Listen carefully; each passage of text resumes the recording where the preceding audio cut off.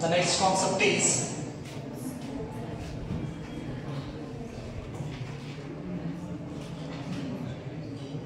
Ohm's law. So let's consider a conductor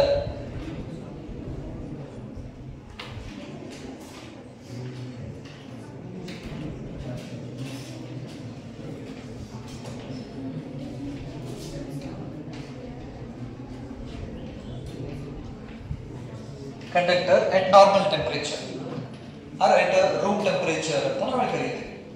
so ಹಾಗಾದ್ರೆ ಒಂದು conductor ನ ಕನ್ಸಿಡರ್ ಮಾಡ್ರಿ. ಈ ಕಂಡಕ್ಟರ್ ದ ಲೆಂತ್ ಎಷ್ಟು? L.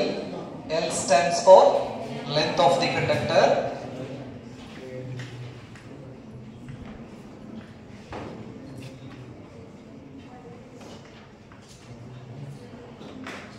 Length of conductor. And A stands for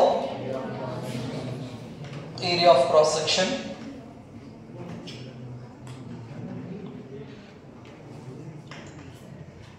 Area of cross section.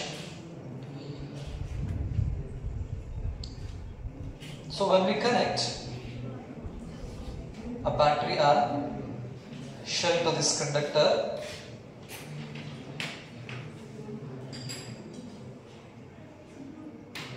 so what happens? There is a flow of electric current. So the applied, V stands for what? This is the applied potential.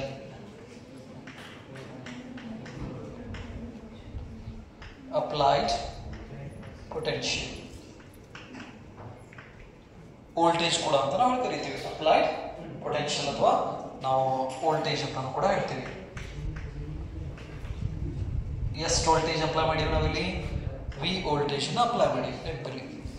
So ಹಾಗಾದ್ರೆ ಇದರಲ್ಲಿ current flow ಆಗಕ್ಕೆ start ಆಗ್ತೈತಾ? Current ನ I ಅಂತ ನಾವು ಕರೀತೀವಿ. This is the conventional current from positive of the battery to the negative of the battery. This is the direction of the current.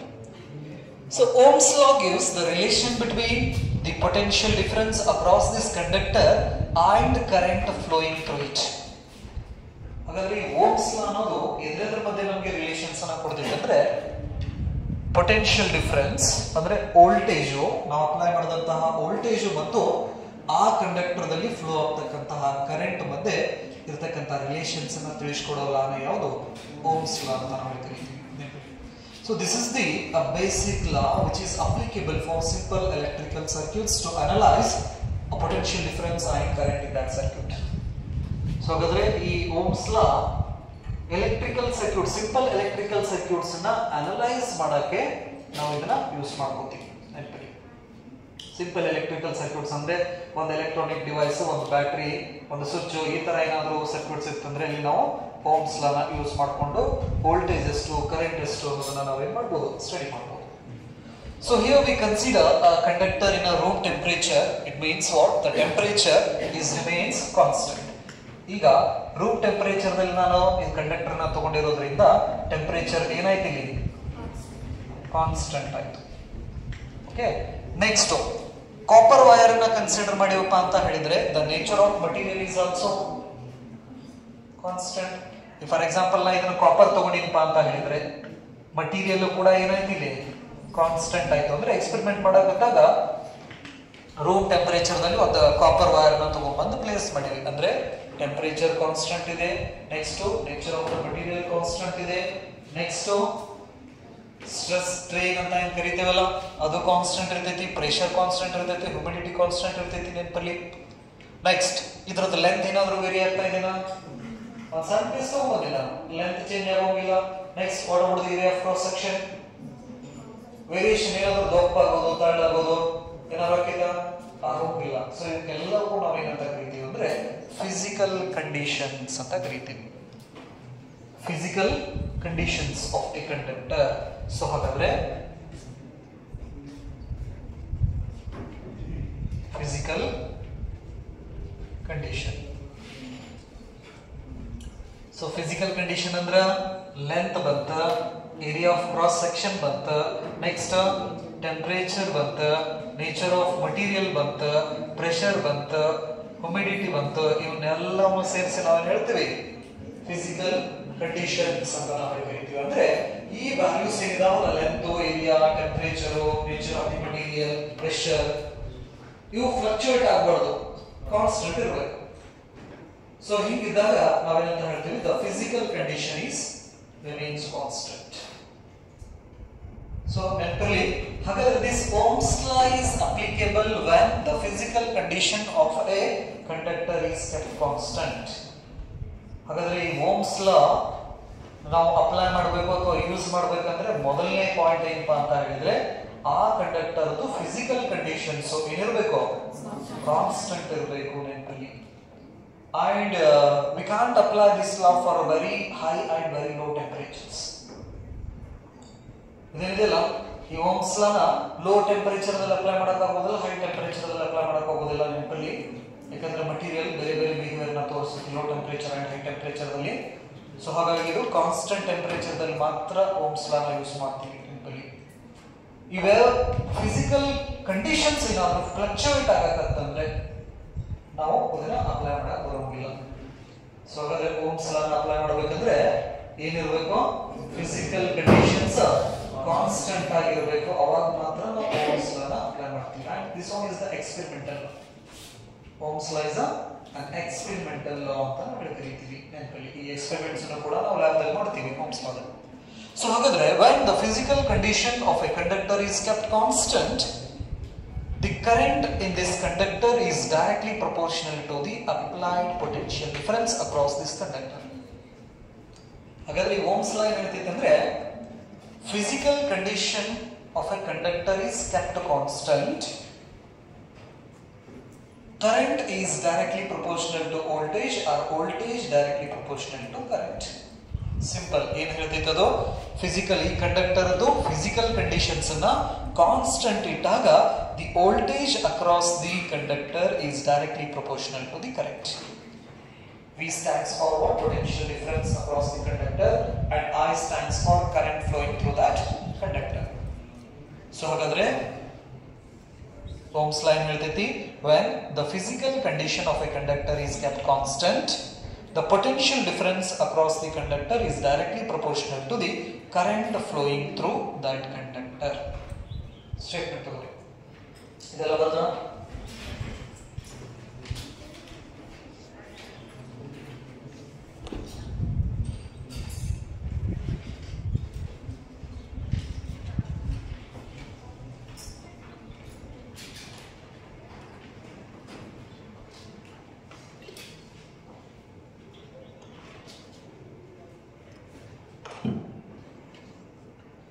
statement. When the physical condition of a conductor is kept constant,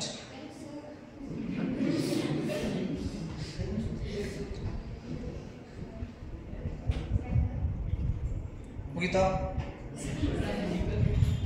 ಇದು ಬರೀದ್ ಮುಗಿತಾ first? Statement. When the physical condition of a conductor, when the physical condition of a conductor is kept constant.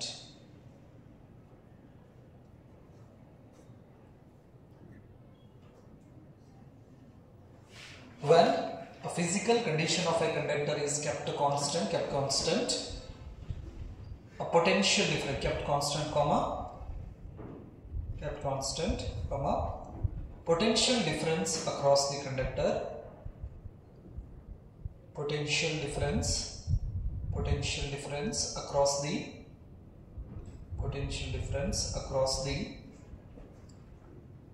potential difference across the conductor is directly proportional to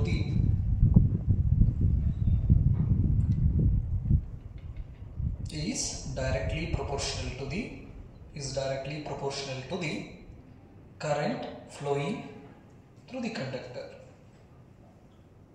Directly proportional to the current flowing through the conductor.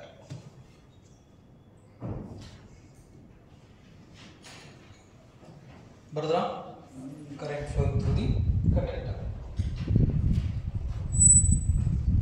So when we remove this directly proportionate, V is equal to I into R ಅಂತ ನಾವು ಹೇಳಿ ಕರಿತೀವಿ. So ಹಾಗಾದ್ರೆ where R stands for resistance.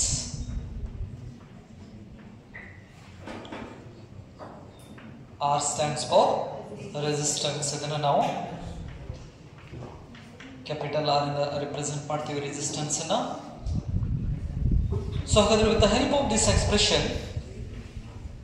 we can write the expression of current in terms of potential difference and resistance. I is equal to V by R. In current the ಮತ್ತೊಂದು expression ಇದೆ ನೆನಪಿರಲಿ. Q by T ಅಂತ ಹೇಳ್ತೀವಿ, MEA VD ಅಂತ ನಾವು ಹೇಳಿ ಕರೀತೀವಿ. Next I is equal to J into A ಅಂತ ನಾವು ಹೇಳಿ ಕರೀತೀವಿ. Current expression here I is equal to V divided by R. That is another expression of electric current in terms of potential difference and resistance. So ಹಾಗಾದ್ರೆ ನಾವು ಇಲ್ಲಿ already current ಬಗ್ಗೆ discussion ಮಾಡಿದ್ವಿ, potential difference ಬಗ್ಗೆ discussion ಮಾಡಿದ್ವಿ. ಈಗ ಹೊಸಬ್ರು ಯಾರು? ರೆಸಿಸ್ಟೆನ್ಸ್. ಯಾರಾದ್ರೂ ಹೊಸಬ್ರು ಬಂದ್ರಪ್ಪ ಅಂತ ಹೇಳಿದ್ರೆ ಏನ್ ಮಾಡಕ್ ಚಲೋ ಮಾಡ್ತೀವಿ? ಗುರಾಯಿಸಕ್ ಚಲೋ ಮಾಡ್ತೀವಿ. ಯಾರು ಇವರು, ಹೌದಿಲ್ಲ, ಯಾಕೆ ಬಂದಾರ, ಎಲ್ಲಿ ಯಾರು ಇವರು ಮಾಡ್ತಾರೆ, ಮಾಡಂಗಿಲ್ಲ.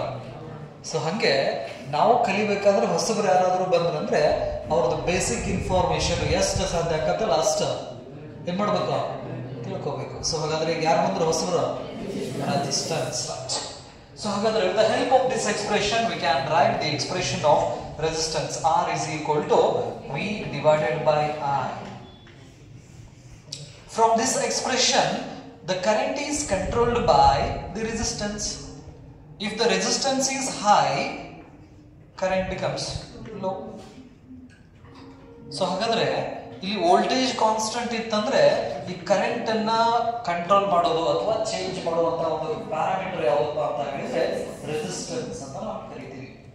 ಎಲೆಕ್ಟ್ರಿಕಲ್ ಸರ್ಕ್ಯೂಟ್ಸ್ ಒಳಗಡೆ ನಾ ಬ್ಯಾಟರಿ ಕನೆಕ್ಷನ್ ಮಾಡ್ತೀನಿ, ಕರೆಂಟ್ ಫ್ಲೋ ಆಕತಿ. ಹಾಗಾದ್ರೆ ಇದಕ್ಕೆ ಫ್ಲೋ ಆಗ್ತಕ್ಕಂಥ ಕರೆಂಟ್ ಅನ್ನ ವೇರಿಯೇಷನ್ ಮಾಡೋರು ಯಾರು, ಹೆಚ್ಚಿಗೆ ಮಾಡೋದು ಕಡಿಮೆ ಮಾಡೋದು ಯಾರಪ್ಪ ಅಂತ ಹೇಳಿದ್ರೆ ರೆಸಿಸ್ಟೆನ್ಸ್ ಅಂತ ನಾವು ಕರಿತೀವಿ. ಸೊ ಹಾಗಾಗಿ a resistance controls the current in the electrical circuit. ಈ ರೆಸಿಸ್ಟೆನ್ಸ್ ಅನ್ನೋದು ಎಲೆಕ್ಟ್ರಿಕಲ್ ಸರ್ಕ್ಯೂಟ್ಸ್ ಒಳಗಡೆ ಕರೆಂಟ್ ಅನ್ನ ಕಂಟ್ರೋಲ್ ಮಾಡುವಂತಹ ಕೆಲಸನ ಮಾಡ್ತೈತಿ. ಹಾಗಾಗಿ ನಾವು ಯಾರ ಬಗ್ಗೆ ತಿಳ್ಕೋಬೇಕು? ಈ ರೆಸಿಸ್ಟೆನ್ಸ್ ಬಗ್ಗೆ ತಿಳ್ಕೋಬೇಕು. ರೈಟ್? ಓಕೆ. ಸೊ ಹಾಗಾದ್ರೆ ಒಂದು ಇಕ್ವೇಶನ್ ಪ್ರಕಾರ ಈಗ ಸದ್ಯ ಇದ್ದಿದ್ದ ಏನಿದಾವಲ್ಲ ನಮ್ಮ ಕಡೆ ಡಾಟಾಸ್, ಆ ಡಾಟಾಸ್ ನ ಯೂಸ್ ಮಾಡಿ ರೆಸಿಸ್ಟೆನ್ಸ್ ಬಗ್ಗೆ ಹೇಳೋದಾದ್ರೆ we have the expression of drift velocity. Just take a knowledge point of view, drift velocity expression ಗೊತ್ತಾಯ್ತಾ ನಮಗೆ? Okay. drift velocity is equal to E capital E tau divided by m. ಇದು ಒಂದೇ expression discussion ಮಾಡಿದ್ವಿ. Next second chapter ದಲ್ಲಿ there is a relation between electric field and electric potential. Electric potential and capacitance chapter ಒಳಗಡೆ ಈ equations ಬರ್ತೈತಿ. Electric field ಮತ್ತು potential ಮಧ್ಯೆ ಇರತಕ್ಕಂತಹ expression DV upon D R. ಇದನ್ನ ನಾವು ವಿ ಅಪಾನ್ ಎಲ್ ಕೂಡ ಅಂತ ಬರೀತೀವಿ. ಸೊ ಹಾಗಾದ್ರೆ ಈ ಇದ್ದ ಜಾಗದೊಳಗಡೆ ವಿ ಅಪಾನ್ ಎಲ್ ಬರಿಬೋದಾ? ಇಕ್ವೇಷನ್ ಒನ್ ಬಿಕಮ್ಸ್ ಏನಾಗ್ತೈತಿ ನೋಡ್ರಿ? Equation one V D is equal to E V tau divided by m into L. This is equation number 3. Next ನಮಗೆ ಕರೆಂಟ್ ದ ಎಕ್ಸ್ಪ್ರೆಷನ್ ಗೊತ್ತಿದೆ. I is equal to NEA VD. So ಹಾಗಾದ್ರೆ ಈಗ ಈ equation 3 ತಗೊಂಡ್ಬಂದು equation 4 ನಲ್ಲಿ substitute ಮಾಡಿದ್ರೆ, so I is equal to NEA VD ಇದ ಜಾಗದೊಳಗಡೆ E V tau divided by m into L ಬರೀಬಹುದಾ? ಹಾಗಾದ್ರೆ ಈ V ನ ಈ ಕಡೆ ಶಿಫ್ಟ್ ಮಾಡಿದ್ರಂದ್ರೆ I divided by V ಆಗ್ತೈತಿ. ಸೊ ಹಾಗಾದ್ರೆ I divided by V is equal to ಏನೇನ್ ಬರ್ತೈತಿ ನೋಡ್ರಿ ಇಲ್ಲಿ, N E square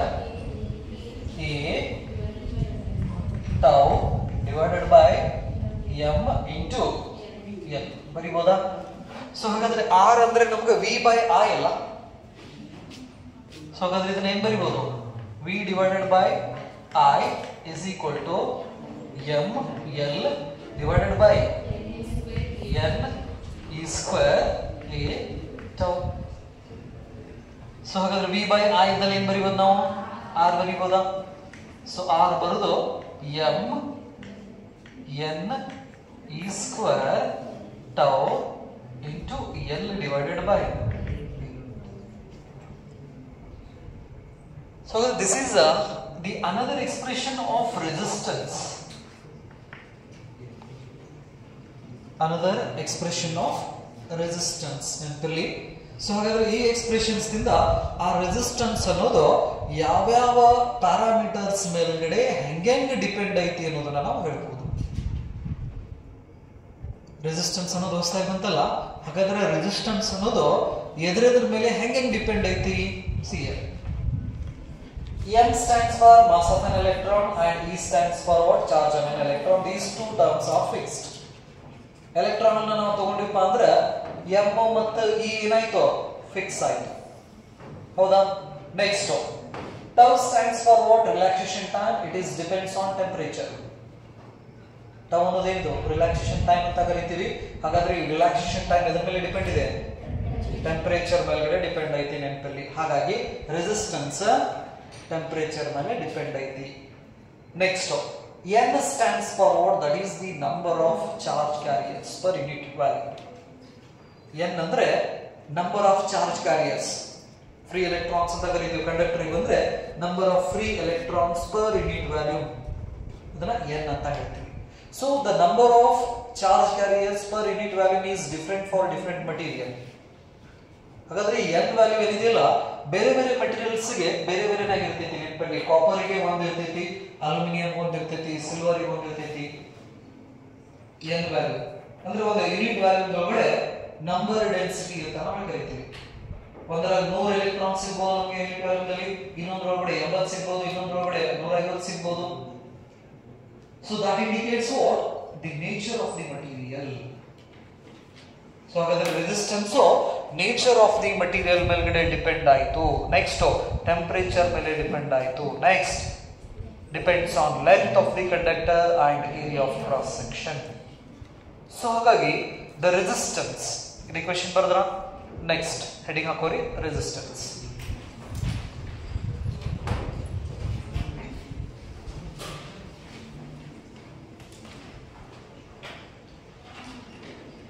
Resistance. Further.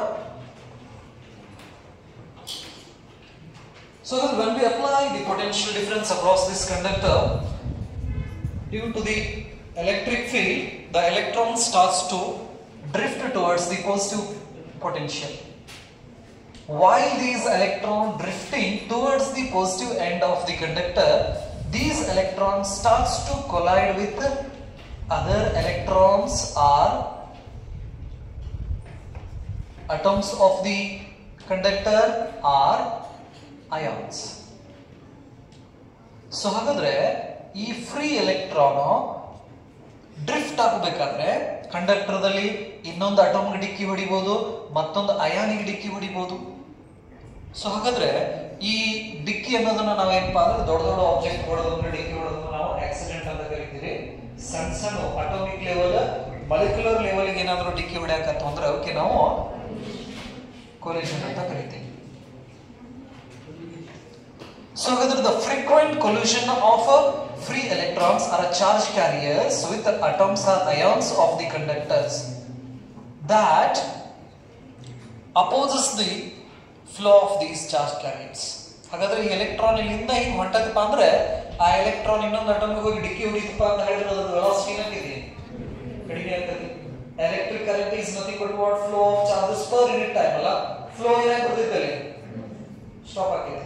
ಮತ್ತದು ಎದ್ದು ಈಗ ಓಡಬೇಕು ಅಂತ ಮತ್ತೊಂದು ಡಿಕ್ಕಿ ಹೊಡಿತೈತಿ, ಮತ್ತೇನಾಗ್ತದೆ? ಸ್ಪೀಡ್ ಕಡಿಮೆ ಆಗ್ತೈತೆ ನೆನಪಲ್ಲಿ, ರೈಟ್? ಸೊ ಹಾಗಾಗಿ the frequent collision of this charge carriers, right, R the origin of resistance in the material. ಹಾಗಾದ್ರೆ ರೆಸಿಸ್ಟೆನ್ಸ್ ಅನ್ನೋದು ಹುಟ್ಟಬೇಕಾದ್ರೆ ಎಲ್ಲಿಂದ ಹುಟ್ಟಿದಪ್ಪ ಅಂದ್ರೆ ಆ ಚಾರ್ಜ್ ಕ್ಯಾರಿಯರ್ಸ್ ಕೊಲ್ಯೂಷನ್ ಆಗೋದ್ರಿಂದ ಬರೋ ಒಂದು ಕ್ವಾಂಟಿಟಿನೇ ರೆಸಿಸ್ಟೆನ್ಸ್ ಅಂತ ನಾವು ಕರಿತೀವಿ. Origin of resistance, origin of resistance,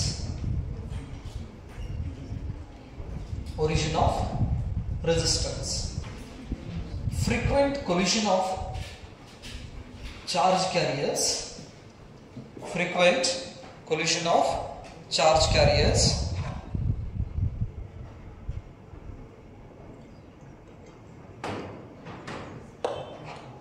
frequent collision of charge carriers with atoms or ions of the conductor. The frequent collision of charge carriers, frequent collision of charge carriers with atoms or ions of the conductor.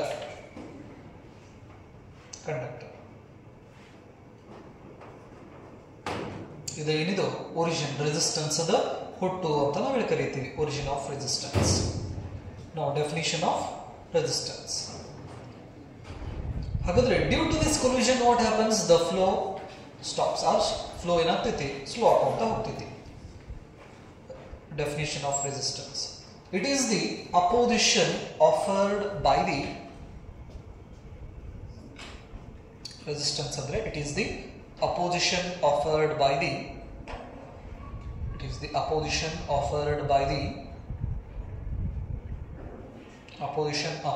the material of a conductor. It is the opposition offered by the material of a conductor to the flow of current. It is the opposition offered by the material of a conductor to the flow of current.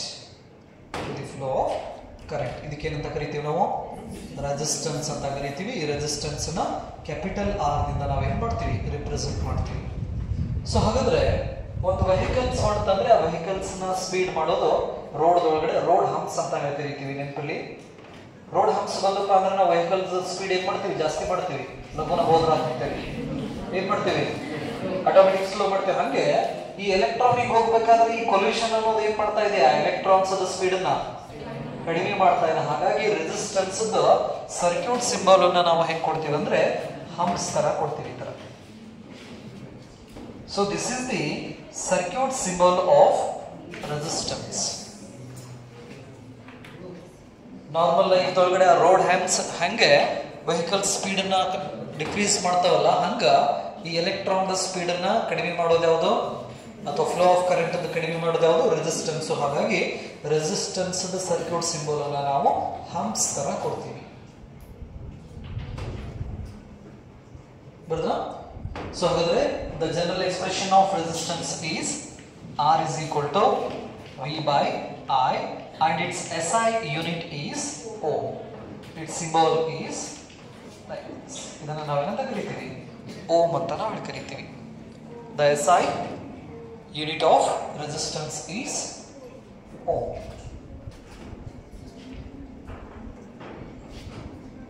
Next, you can write the dimensional formula. Voltage ಬರೀರಿ, next current ಬರೀರಿ, dimensional formula and dimensional equation. ಏನು ಬರ್ತೀನಿ ನೋಡ್ರಿ.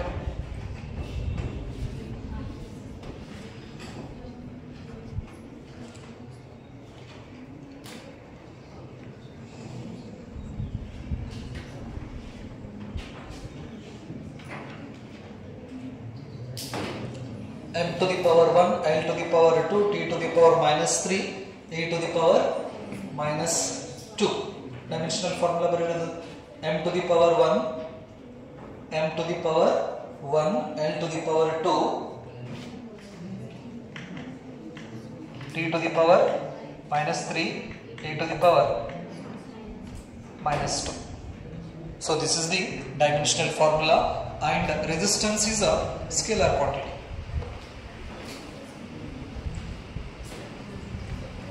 Resistance is which quantity? It is a scalar quantity.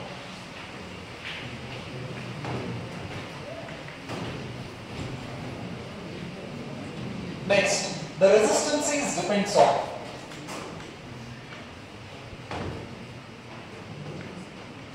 resistance depends on resistance is depends on one though resistance is directly proportional to length of the conductor. The second one is resistance is inversely proportional to area of cross section and depends on nature of the material.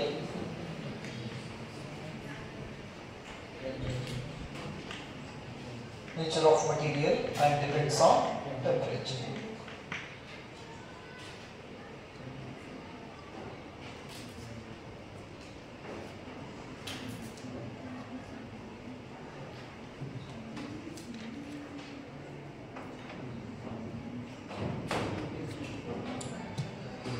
So whether the resistance of a material is depends on four factors. One is length, second one is area, third one is nature of material, and fourth one is temperature. So a resistance is directly proportional to the length. If we increase the length of the wire, what happens? The resistance will increase. If we increase the area of cross section, resistance decreases, current increases. Simply, ಈ relations ಅನ್ನು ಸ್ವಲ್ಪ ನೋಡ್ರಿ. Length ನ ನಾವೇನಾದ್ರೂ increase ಮಾಡಿದ್ರೆ, wire the length increase ಮಾಡಿದ್ರೆ resistance length directly proportionate ಇರೋದ್ರಿಂದ resistance increase ಆಗುತ್ತೆ. Next R is equal to V divided by I expressions ನಿಂದ ರೆಸಿಸ್ಟೆನ್ಸ್ ಇನ್ಕ್ರೀಸ್ ಆಯ್ತಂದ್ರೆ ಕರೆಂಟ್ ಡಿಕ್ರೀಸ್ ಆಗುತ್ತೆ. ಸೊ ಹಾಗಾಗಿ ನಾವು ವೈರ್ ಐತಿಪ್ಪ ಅಂತ ಹೇಳಿದೆ ಉದ್ದಕ್ಕೆ ವೈರ್ ಹಾಕೊಂತ ಹೋಗಂಗಿಲ್ಲ. ಎಕ್ಸ್ಟ್ರಾ ನಮ್ಮ ಕಡೆ ವೈರ್ ಉಳಿದೈತೆ ಅಂತ ಹೇಳಿ ಏನ್ ಮಾಡ್ತೀವಿ, ಅಲ್ಲೇ ಸುಳಿ ಸುತ್ತಿ ಜಾಸ್ತಿ ಇಡೋರ ಜಾಸ್ತಿ. ಸೊ ಹಾಗಾದ್ರೆ length increases, resistance increases, current decreases. Current decrease ಆಯ್ತಂದ್ರೆ ನಮ್ದು ಡಿವೈಸಸ್ ಪ್ರಾಪರ್ ಆಗಿ ವರ್ಕ್ ಮಾಡೋಂಗಿಲ್ಲ.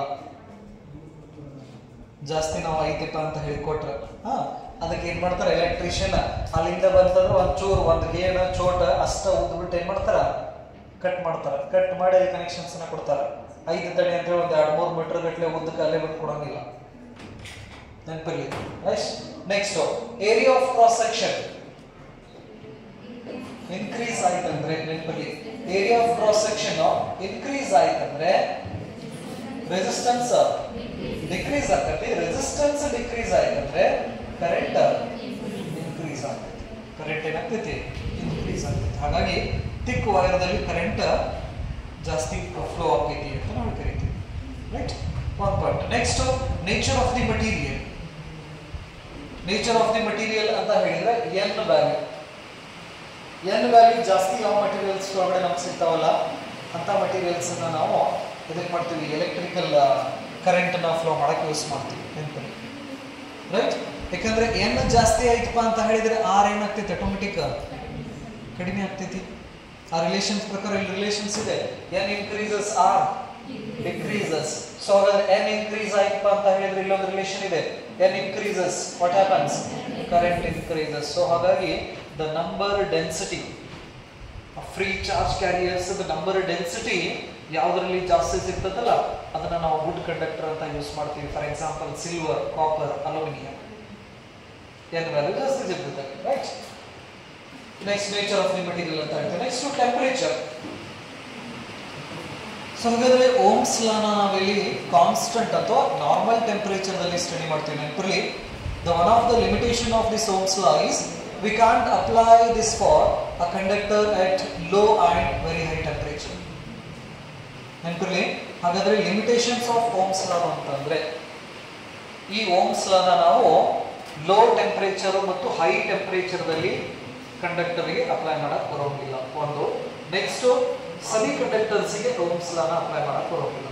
ಡಯೋಡ್ ಆಗಿರ್ಬೋದು, ಟ್ರಯೋಡ್ ಆಗಿರ್ಬೋದು, ಡಿಸ್ಚಾರ್ಜ್ ಟ್ಯೂಬ್ ಆಗಿರ್ಬೋದು, ಥರ್ಮಿಸ್ಟರ್ಸ್ ಆಗಿರ್ಬೋದು, ಈ ಥರ ಡಿವೈಸಸ್ಗೆ ನಾವು ಓಮ್ಸ್ ಲಾನ ಅಪ್ಲೈ ಮಾಡಕ್ಕೆ ಬರೋಂಗಿಲ್ಲ. ಸೊ ಹಾಗಾದರೆ ಕಂಡೀಷನ್ಸ್ ಏನು ಓಮ್ಸ್ ಲಾನ ಅಪ್ಲೈ ಮಾಡಬೇಕಂದ್ರೆ, ಒಂದು physical condition of the conductor should be constant.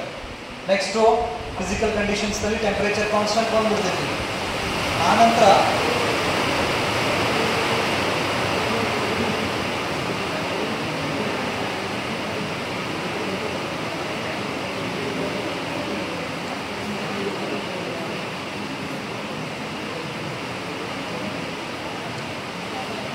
So ಇಷ್ಟು ನೆನಪಿಟ್ಟುಕೋರಿ. Next class will continue.